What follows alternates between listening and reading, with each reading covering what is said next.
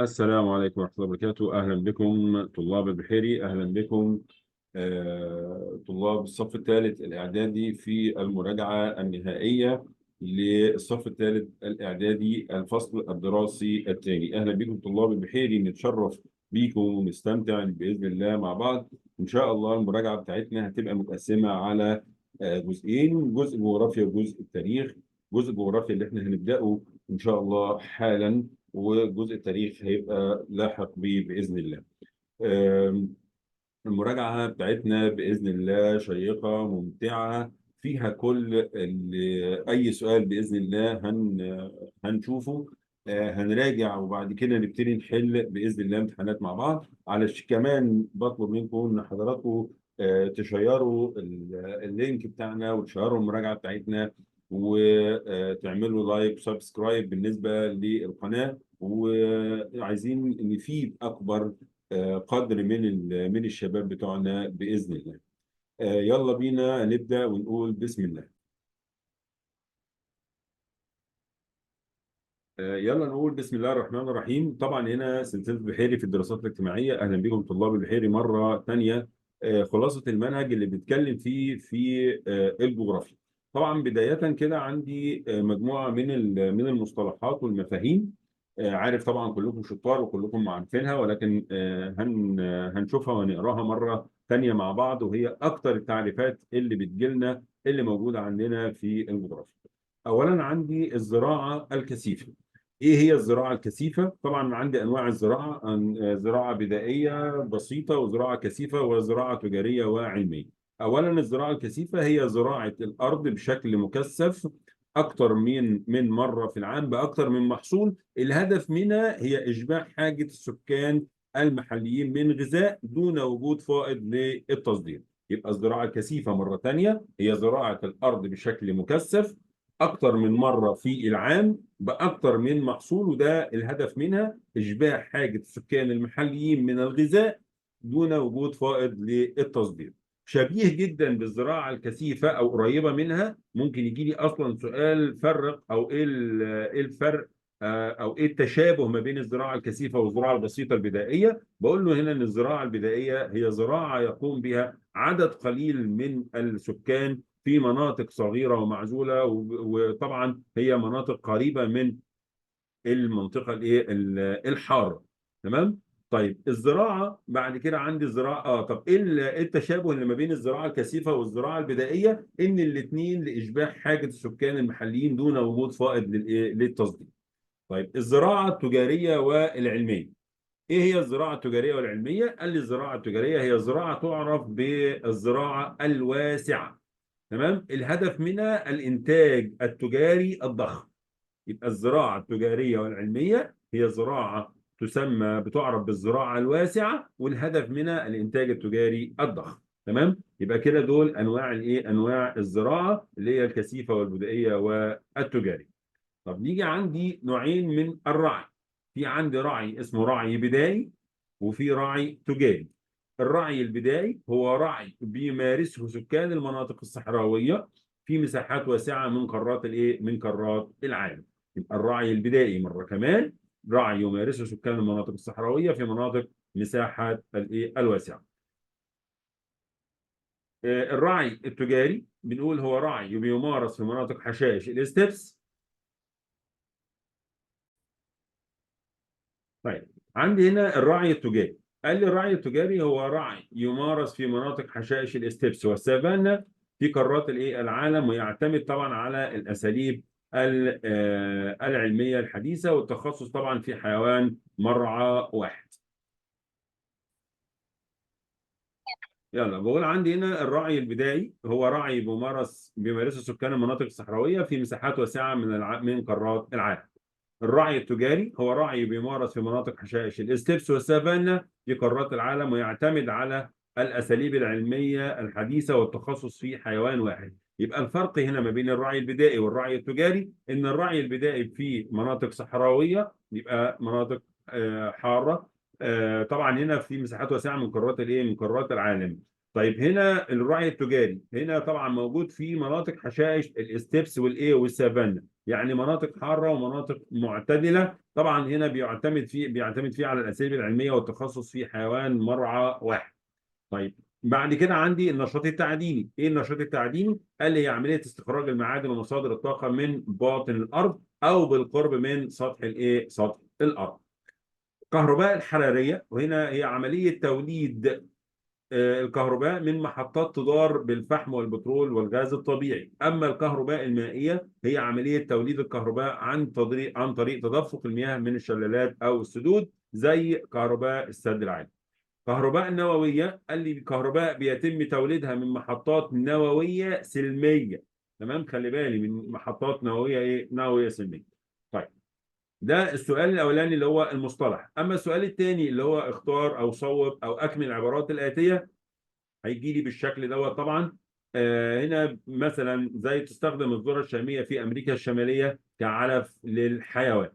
اكبر الاقاليم الصناعيه اللي موجوده في العالم اقليم شمال شرق الولايات المتحده الامريكيه.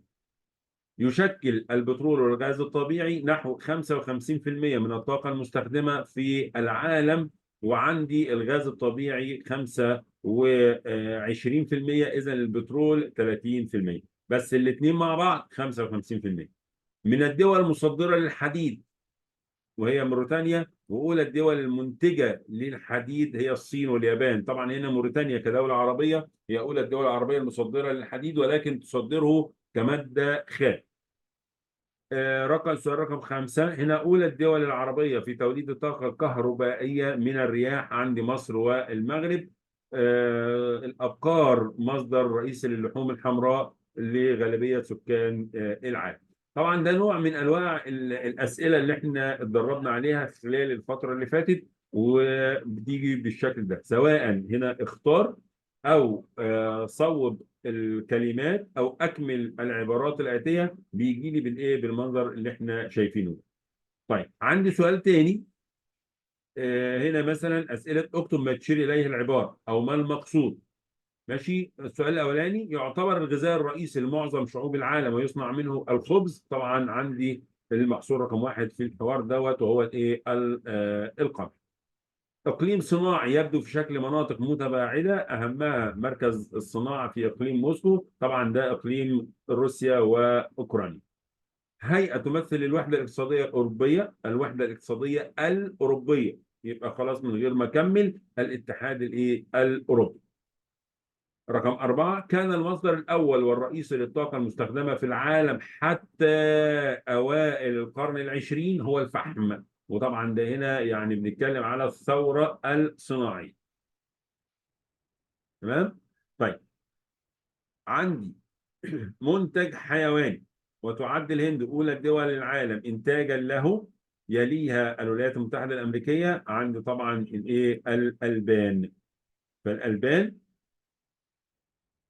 هو المنتج الحيواني طبعا الثاني. وطبعا هنا عندي الهند أولى الدول إنتاجا ليه، وبعد الولايات المتحدة يليها طبعا الولايات المتحدة الأمريكية كثاني الدول. رقم 6. مصدر من مصادر الطاقة يتميز بنظافتها وهو رخيص ثمن وسهل النقل، ده الغاز الايه؟ الغاز الطبيعي.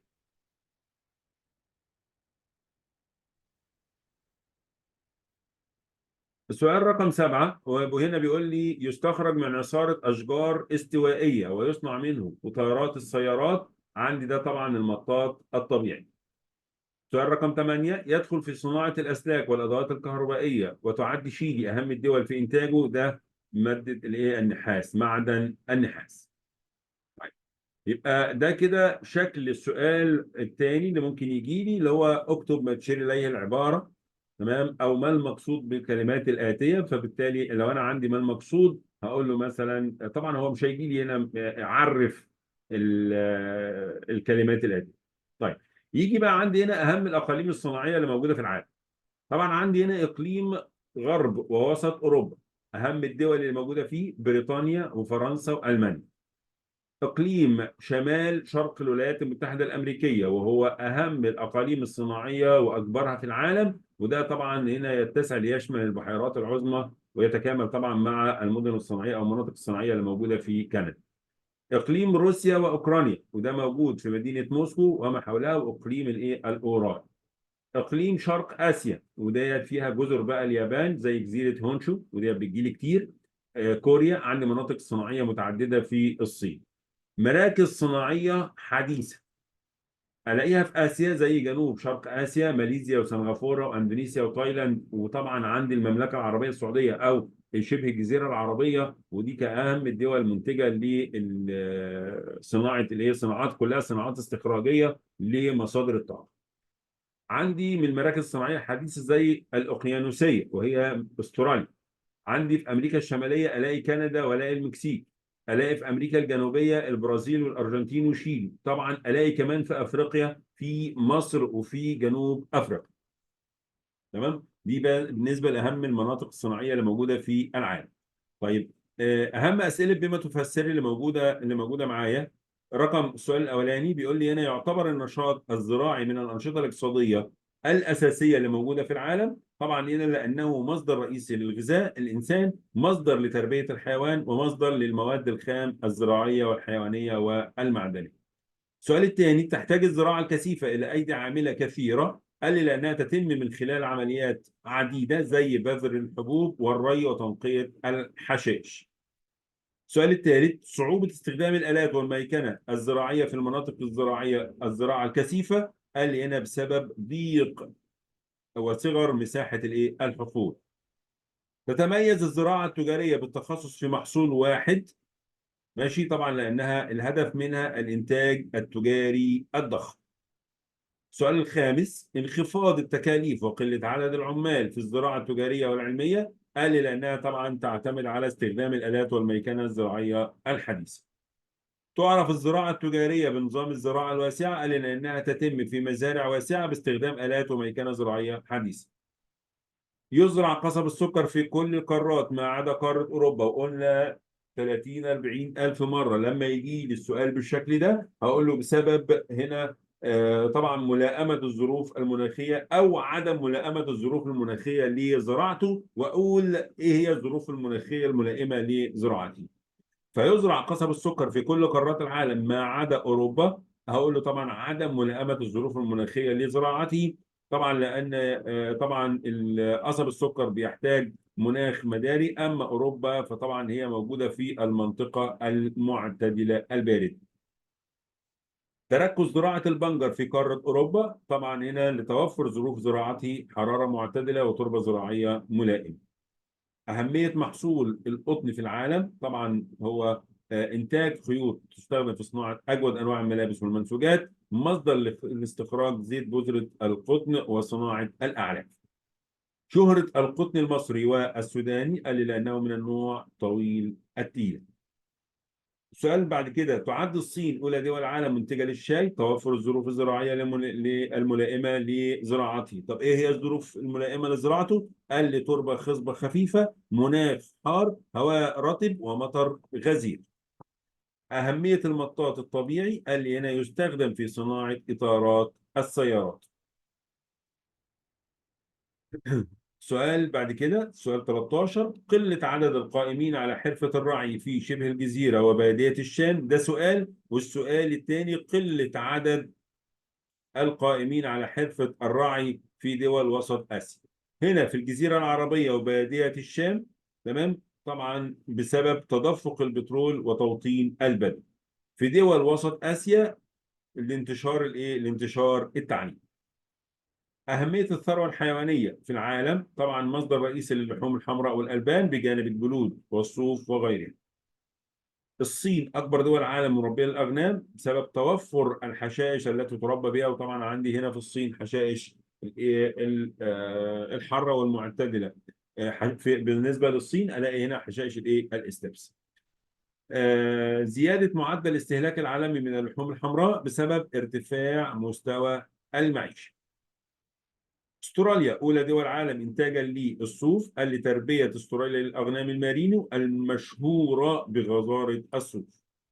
الصين واندونيسيا والولايات المتحده من اوائل الدول انتاجا للاسماك. طبعا عندي هنا بسبب طول سواحلها على البحار والمحيطات وتقدم وسائل الصيد. وممكن طبعا اقول هنا توفر مقومات طبيعيه وبشريه بالنسبه للصيد. مقومات طبيعية ضحالة المياه الساحلية، التقاء التيارات البحرية الدافئة والباردة، وتوفر الموانئ. مقومات بشرية، توفر الخبرات الفنية والعلمية في تطوير صناعة المراكب وأدوات الصيد والثلاجات، والتوسع في تربية الأسماك على أسس علمية.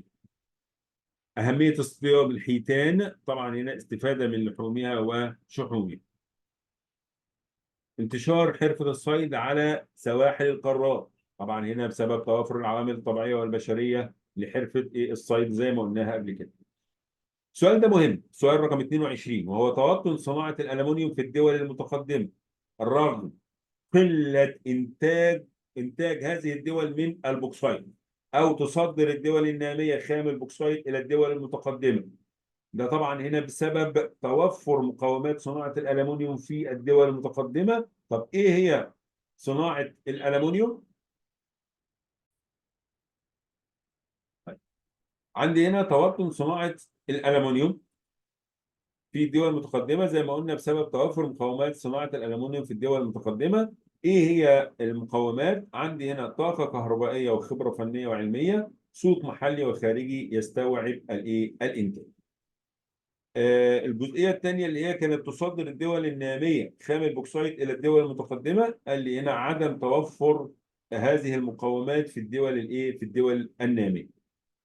اهميه البترول كمصدر للطاقه، قال لي هنا لانه يرتبط بالتنميه الاقتصاديه والاجتماعيه والعلاقات السياسيه، بينتج منه العديد من المشتقات زي البنزين والسولار.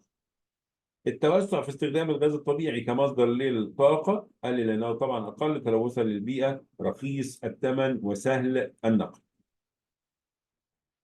تطور الصناعة تطور مذهل في الدول المتقدمة، قال لي لأنها طبعا أخذت بالأساليب العلمية وتطبق الأبحاث والتجارب العلمية في عملية الصناعة. إقليم شمال شرق الولايات المتحدة الأمريكية هو من أكبر الأقاليم الصناعية اللي موجودة في العالم، قال لي بسبب توفر كل مقومات الصناعة اللي موجودة فيه. آه،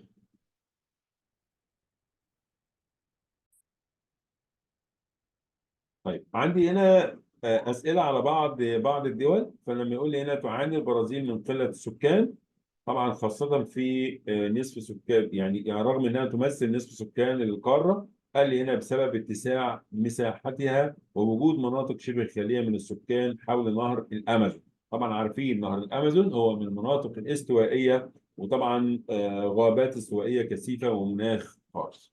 تركز السكان في البرازيل على الساحل الجنوبي الشرقي، طبعا هنا لوجود بعض المدن زي ريو دي جانيرو وساو باولو. إنشاء البرازيل مدن جديدة زي ميناوس وبرازيليا، ونقل العاصمة من ريو دي جانيرو إلى برازيليا، طبعا هنا لإعادة توزيع السكان نحو عملية الداخل وتعمير هضبة البرازيل. امتلاك البرازيل لثروة حيوانية كبيرة ومتنوعة، قال لي هنا بسبب وجود مراعي دائمة غنية في شمال هضبة البرازيل. البرازيل من الدول المنتجة الأسماك، طول سواحلها على المحيط الأطلنطي والبحر الكاريبي، بالإضافة إلى نهر الأمازون. ألمانيا، عندي هنا تعد مرتفعات الوسطى اللي موجودة في ألمانيا مناطق جذب بالنسبة للسياحة، قال لي هنا لوجود غابات صنوبرية وكثرة التلال والينابيع المائية بها. انكماش مساحة الحشائش بالسهول في ألمانيا حاليا بسبب إحلال الزراعة محلها والتوسع العمراني.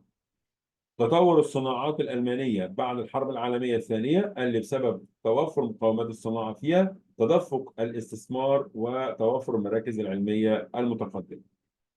تقل درجة عندي بقى هنا دولة الهند، طبعا الناس اللي عندها الهند كمحافظات. بيقول لي هنا تقل درجة الحرارة في الهند كلما اتجهنا شمالا، قال لي هنا بسبب ارتفاع السطح وجبال الهيمالايا. طبعا عارفين كلما ارتفعنا 150 متر تقل درجة الحرارة درجة واحدة مئوية. تركز سكان في الهند في سهول الجانج وعلى الساحل الشرقي، قال لي هنا بسبب وجود المدن الرئيسية المزدحمة في الهند زي نيو دلهي وبومبي. تعاني الهند من المشكلة السكانية، طبعا بسبب زياده نسبه المواليد. طبعا عارفين الهند احنا بنتكلم في اكثر من مليار و300 و 13 مليون نسمه، مليار و300. يوجد بالهند ثروه حيوانيه ضخمه، قال لي بسبب كثره المراعي بها. تعد الهند من الدول الرئيسيه المنتجه للاسماك. طبعا اي بقى دول خلاص منتجه للاسماك، لانها طبعا طول سواحلها على المحيطات والخليجان اللي موجوده ووجود الانهار والكلام ده كله. طيب، تفوق الهند في صناعه الحديد والصلب، بالاضافه للهند من اهم الدول المنتجه للصلب، فهي ايضا من اهم الدول المنتجه للفحم. وده طبعا الفحم الذي يعتبر اساس صناعه الحديد والصلب. لجوء الهند الى الطاقه النوويه والكهربيه، ده لافتقارها للبترول ومصادر الطاقه. ممكن يجي لي السؤال ده في ما النتائج، ما النتائج المترتبه على افتقار الهند للبترول ومصادر الطاقه، هقول له هنا اتجاهها للطاقه النوويه والكهربائيه. تطور الصناعه في الهند قال لي بسبب توفر مقومات الصناعه. طبعا مقومات الصناعه اللي موجوده هنا الايدي العامله، خبرات فنيه، مواد خام طبيعيه، طبعا وغيرها من المقومات اللي موجوده. ارتفاع الكثافة السكانية في السهول الشمالية وفي هضبة جوز، قال لي هنا لوجود الأراضي الزراعية والمراعي ومناطق التعدين. عندي هنا الثلاث مناطق زي ما احنا عاملينهم كده، السهول الشمالية وهضبة جوز، هنا وجود أراضي زراعية ومراعي ومناطق التعدين الموجودة في الجنوب. سؤال بعد كده، قلة عدد السكان في دلتا النيجر، هنا بسبب كثافة الغابات والظروف المناخيه القاسيه. هنا طبعا السؤال اللي بعد كده عندي هنا طبعا عدد سكان في دلتا النيجر، قلنا بسبب كثافه الغابات والظروف المناخيه القاسيه. يعد اقتصاد نيجيريا اقتصاد نامي، طبعا لاعتمادها على الزراعه في المقام الاول، وعندي الدول التي تعتمد على الزراعه في المقام الاول هي ده اقتصادها اقتصاد نامي. اما الدول التي تعتمد على الصناعه فهي دول متقدمه. أهمية الغابات بالنسبة لنيجيريا، اللي تغطي الغابات مساحة واسعة، وهي مصدر للأخشاب والكثير من المحاصيل الاستوائية زي المطاط والكاكاو وزيت النخيل. يوجد عدد كبير من الأبقار والأغنام والماعز في نيجيريا، اللي بسبب وجود المراعي حشائش السافانا. نيجيريا تنتج كميات كبيرة من الأسماك، اللي بسبب لأنها تتمتع بساحل على خليج غينيا، طبعا طول سواحلها على خليج غينيا وبها بعض الأنهار والبحيرات. يعد السهل الساحلي في طبعا هنا بقى بالنسبه لايه للناس اللي عندها دوله المانيا. يعد السهل الساحلي في شمال المانيا من المناطق الاقتصاديه المهمه. هنا تتركز به الزراعه، توجد بها المدن الرئيسيه واهمها برلين اللي هي العاصمه ومدينه هامبورغ. الزراعه من الانشطه الاقتصاديه المهمه في المانيا، طبعا فيها 3% فقط من القوى العامله، لان طبعا عارفين المانيا من الدول الايه المتقدمه، وطبعا الزراعه فيها 3% فقط من القوى العامله وتعتمد على التكنولوجيا الحديثه. تعتبر الصناعه هي العمود الفقري للاقتصاد الالماني، لان يعمل بها حوالي ثلث القوى العامله. تطور الصناعة الألمانية بعد الحرب العالمية الثانية، توفر المواد الخام، وجود شبكات متقدمة للنقل والمواصلات، تدفق الاستثمار الوطني والأجنبي، طبعا الكلام ده بعد الحرب العالمية الثانية، وتوافر المراكز العلمية المتقدمة. السؤال الثاني بالنسبة للهند، واجهت الهند الزيادة السكانية بسياسة تنموية مختلفة، هنا بسبب التوسع في زراعة المحاصيل الغذائية، تطوير الصناعات المختلفة، والاهتمام بالتعليم والبحث العلمي. عندي أسئلة ما النتائج، وطبعا لو ممكن يفصل ولا حاجة مننا فاحنا ايه نرجع مرة تانية زي إيه زي الشطار على نفس اللينك بإذن الله. يقول لي هنا ما النتائج المترتبة على صغر مساحة الحقول الزراعية في نطاق الزراعة الكثيفة. هنا طبعا صعوبة استخدام الآلات والميكنة الزراعية. استخدام الطرق العلمية في الزراعة التجارية والعلمية أدى إلى قلة عدد العمالة الزراعية وقلة التكاليف. انتشار التعليم في قبائل دول وسط آسيا، قلة عدد العاملين في حرفة الرعي البدائي بدول وسط آسيا. توفر حشائش في الصين جعلها من أكبر دول العالم تربية للأغنام وإنتاج اللحوم. تدفق البترول وتوطن البدو في شبه الجزيرة العربية وبادية الشام، قلة عدد العاملين بحرفة الرعي. توفر الطاقة الكهربائية والخبرة الفنية في الدول، عدم توفر الطاقة الكهربائية والخبرة الفنية في الدول النامية أدى إلى تصديرها للبوكسايت للدول المتقدمة. ما النتائج المترتبة على، وقلنا ما النتائج أجاوب عليها أدى إلى زيادة الطلب على البترول وتعدد استخداماته، ارتفاع أسعاره بشكل مستمر، وطبعا وزيادة إنتاجه. توفر مقومات الصناعة في شمال شرق الولايات المتحدة الأمريكية اللي جعلها أكبر الأقاليم الصناعية اللي موجودة في العالم. ما النتائج المترتبة على الوحدة الاقتصادية؟ قال التكامل في الجوانب الاقتصادية وحمايتها جمركيا من جانب الاتحاد الأوروبي. البرازيل، امتلاك البرازيل لثروة حيوانية كبيرة. من النتائج أصبحت من الدول الرئيسية المنتجة والمصدرة للحوم. من النتائج المترتبة على الموقع الفلكي للبرازيل قال لوقوعها في المناطق الاستوائية والمدارية، تمام، وسيادة المناخ المعتدل الرطب في أقصى الجنوب الشرقي. طبعا الجزء الأولاني ده بيقل فيه السكان، أما الجزء الآخر وهو المناطق المعتدلة فهي بيتركز فيها السكان. وفرة المراعي الطبيعية الدائمة في البرازيل. والكلام طبعا احنا بقى بنتكلم على البرازيل، بنتكلم على نيجيريا. لو جالي السؤال ده في للدولة الفلانية اعتقد بيبقى نفس الايه، معظمها نفس الإجابات. وفرة المراعي الطبيعية، طبعا امتلاكها لثروة حيوانية ضخمة وأصبحت منتجة ومصدرة للحوم. طيب بالنسبة لألمانيا، كثرة التلال والينابيع المائية أصبحت مناطق جذب سياحي. وقوع ألمانيا في نطاق مناخ غرب أوروبا، هنا سقوط الأمطار طوال العام واعتدال المناخ صيفا مع ارتفاع الحرارة كلما اتجهنا شرقا وانخفاضها يعني إلى ما دون الصفر في مناطق الداخل. يقول لي ماذا يحدث إذا أنتجت مصر كهرباء من الأمواج؟ طبعا هنا بيقل التلوث وتكتفي مصر من الطاقة. لو لم يتركز إنتاج البترول في دول الخليج العربي لم تصبح من المراكز الصناعية الحديثة. لو توفرت مصادر الطاقة لدى الدول المنتجة للبوكسايت طبعا تقوم بها اللي هي صناعة الايه الألمنيوم بدل من تصدير البوكسايت كمادة خام. لو اتبعت مصر نظام الزراعة الواسعة في الصحراء الغربية وشبه جزيرة سيناء لأنتجت مصر إنتاج زراعي ضخم وقل عدد العمال في الزراعة، وطبعا قل التكاليف وتكفي من المحاصيل وأصبحت من الدول المتقدمة. سؤال اثبت بالأدلة الجغرافية، دلل، برهن، كل ديت اجاباتها حاجه واحده. يقول لي هنا ان معظم الدول المنتجه للالومنيوم ليست هي الدول المنتجه للايه للبوكسايت.